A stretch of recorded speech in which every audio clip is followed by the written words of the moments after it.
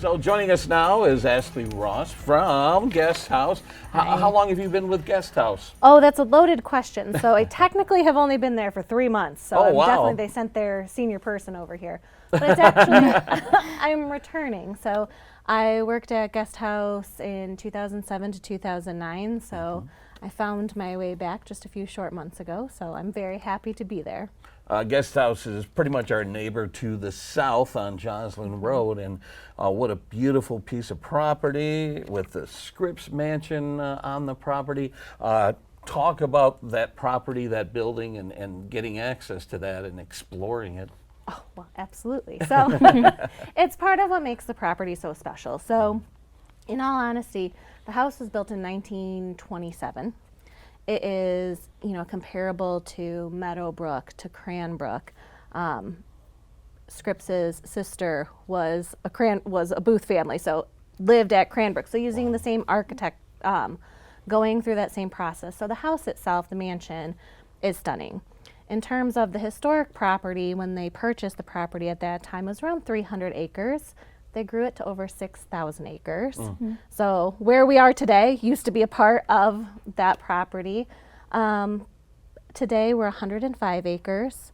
So lots of legacy still on property, but also lots of beautiful things happening around. From this site, Canterbury Village, so the old homes over there used to be the farm workers' houses. So we're very lucky to have a space that is still historic, but modern and really integrated into the community. Yeah. Have you ever been on the property or at the Scripps Mansion? No, I've always wanted to go there, and Yeah. I've always wondered what it looks like. So maybe one day we'll see. Same with like the guest house. Like I've never actually been there before. Yeah. So you might have an opportunity because there's an event coming up that kind of welcomes people onto the grounds. Talk about the 5K that's coming up. Absolutely. So there are very few opportunities that we're able to really welcome people on site. While we are very welcoming, we are a treatment center for men and women of the Catholic religion, Catholic clergy. And so we try to keep it a little bit closed down so that we can respect our clients' privacy.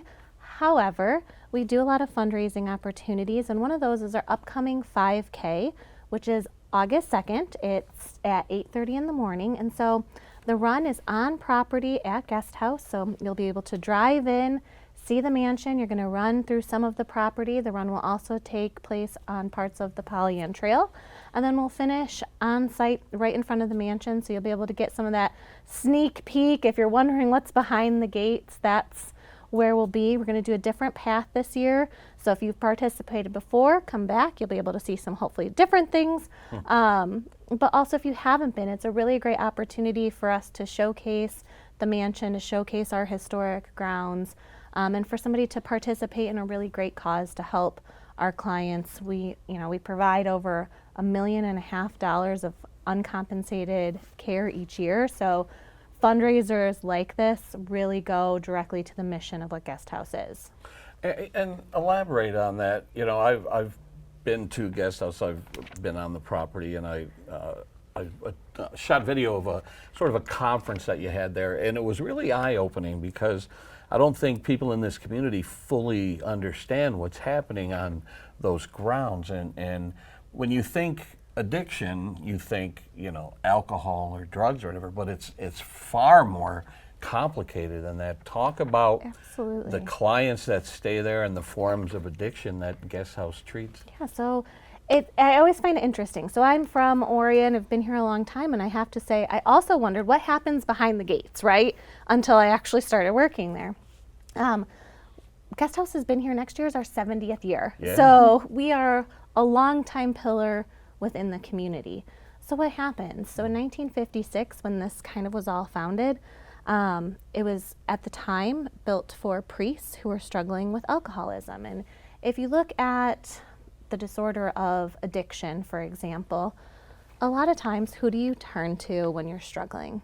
You turn to your pastor, you turn to your priest. And so it was found to be that traditional treatment wasn't going to work for priests, because even if you went to an anonymous meeting, as soon as somebody finds out that you're a priest, they might be asking you for help. And when you're there for help yourself. So our founder, Austin Ripley, figured out that, hey, this is a need.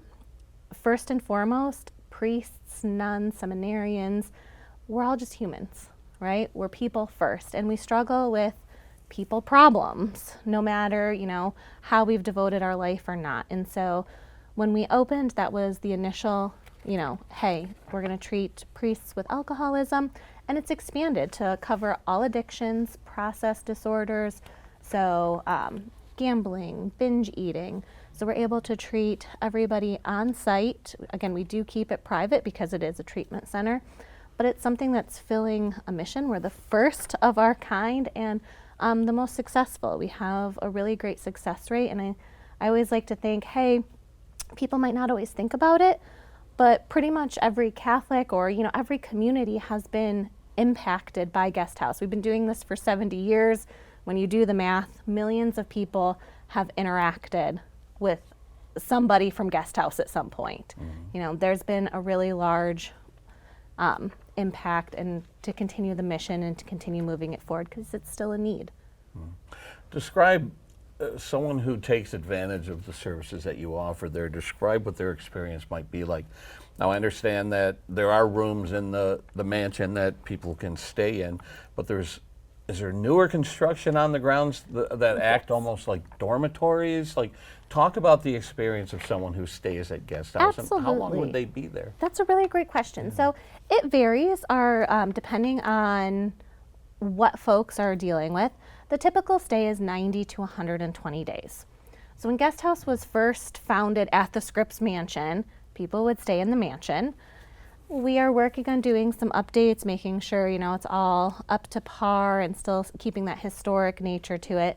Most folks no longer stay within the mansion. We do use it for special events, for meetings, so it's constantly in use, but it's not serving as our treatment center anymore. We do have modern facilities on site, and so we have men and women treatment centers both right there on campus, and so our residents will come in. Everything is kind of done in-house. We do partner with lots of local facilities, both for mental health, for physical health. We have, when somebody comes in, we treat the whole person. It's a holistic treatment center. And so if we don't have somebody on staff, we partner with so many community partners in the area to make sure that everyone is receiving the support that they need.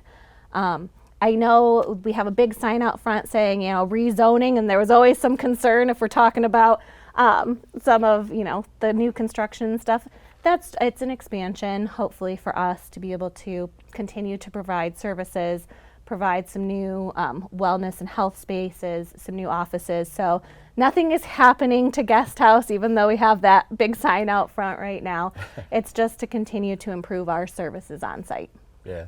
When I first came out to this community, and I don't know if you've had a similar experience, but because the property was off limits to most residents and they didn't fully understand what was happening on the property, there were these rumors going around. As a student, someone growing up in the community, did you know what was happening at the Scripps estate, or did you ever hear any of the rumors going around?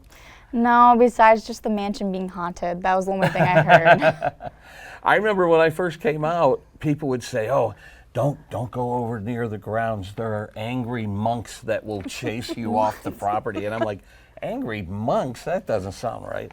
And it turns out that's not the case at all. But I think it was just kind of a misunderstanding and not knowing what's happening on the grounds. And apparently, you guys are doing great things over there. Thank you. I mean, I like to think so. I don't get to necessarily play a role in that. I get to go spread the message more than anything else.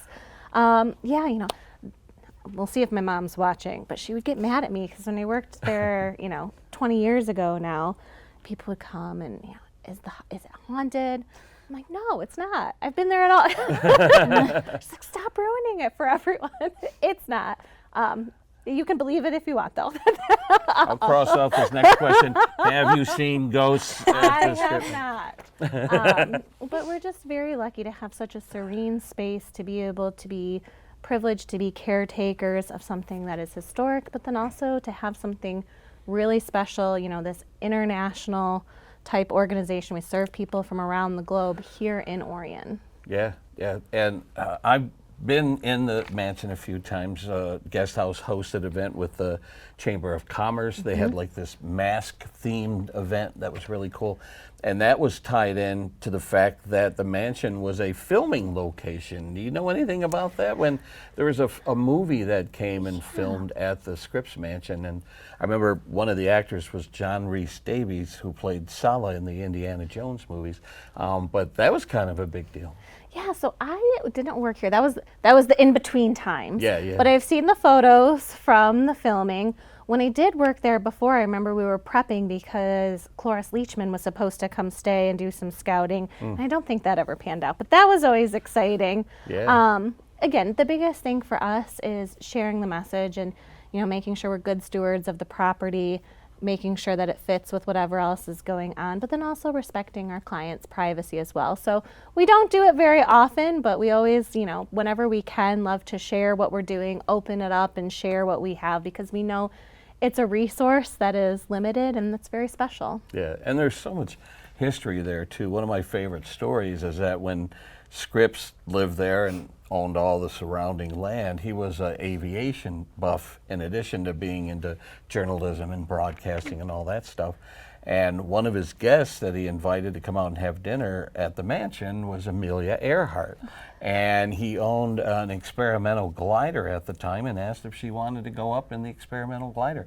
And there are photos of Amelia Earhart on the grounds of the property. It's really amazing history. It's really cool. I didn't know that until now. Yeah, so across the street from what is the front of the mansion, so kind of where Orion Township has its new buildings, and then if you drive down Scripps, you have I'm going to say it wrong, so I'm going to anger people, the model airplanes. Oh yeah, the RC Yes, radio thank you. controlled flying Yeah, group. so it kind of continues that legacy because there really, was full-scale planes, and so continuing with that still right across the street. Yeah, and our film festival that we do in October, we call it the Wildwood Film Festival, and the township has the Wildwood Amphitheater. Well, Wildwood was the name of all the farmlands that Scripps was buying up over a relatively short period of time. So he bought all of that property in this area, and we're probably sitting on property that he owned at one time. And then when he passed away and the property was sold, a good chunk of that became Canterbury Village. And like you said earlier, a lot of the structures that are sitting on the grounds of Canterbury Village were the houses and workers. They lived in these homes. And it's so awesome that that was all saved and maintained. They could have easily had demolished all that. Honestly, we're very, very lucky. Wildwood Farms was all-encompassing. You had cattle, you had pigs, you had horses, you had all sorts of animals around. And we call it the Scripps Mansion, but it was actually, to them, they called it Moulton Manor. Oh, I've never heard that. Do you know why? Okay, Do you know why they're calling Oh, it you're that? going to test my memory. At one point, maybe I knew, but I do not remember today. So, we call, again, it's the Scripps Mansion. We have Scripps Road, Scripps Middle School. We continue that legacy, but when they were here, they called it something just a little bit different. But Interesting. I do hear people always say, well, Wildwood, or not think about where it came from. Well, it's because you're at Wildwood Farms. Exactly. Yeah, yeah. So the 5K is August 2nd, and is the run starts at 8:30 or? The run starts at 8:30. So Okay. registration day of will open at 7. You can register at any point in time, though, from now until then. If you do want to get your T-shirt, I recommend you register early because day of, I can't promise that we'll have everything that you want. So please register early. Until this Friday, we have registrations only $30. It goes up to $35 after that, and day of it's $40. Everything's going to support a good cause. You get a free T-shirt along the way, and you get to see a little bit of behind the scenes of Wildwood Farms at that point. Yeah. How So many how does someone go about registering? Guesthouse.org. That is where you can find all of the information linked to it, and then if you have any questions, please feel free to reach out to me. Anything on there will direct you back to me anyway. So I'm a real person on the other end of that. That's awesome. Any final questions? How many people usually register for this event? We think that this is probably going to be our biggest one yet. So we're hoping to be around 100. We started in 2015 and then had to take some hiatus here and there for COVID. And so we are back and hoping to have the largest event thus far. But we can accommodate as many people as want to register, so don't let that stop you. Yeah. Now, last year the start-finish line was at that archway at the Scripps Mansion. Is that going to be the same thing this It's going year? to be the same start-finish, but a new path. Okay. And it's, I'm a photographer at heart, so that image of, 3, 2, 1, go, and you see all the runners coming from underneath that arch past the Scripps Mansion. It's really something to It's see. pretty spectacular, and to cross the finish line in that same spot, you're talking about a real photo finish. Like, that is spectacular. It is. It is. All right. Well, thanks for coming out here and sharing Thank that you for having information with me. us. And I'll be there that morning shooting videos, so I'm looking forward to I it. will see you then. I hope to see everyone else then too. Awesome. All right. Thanks.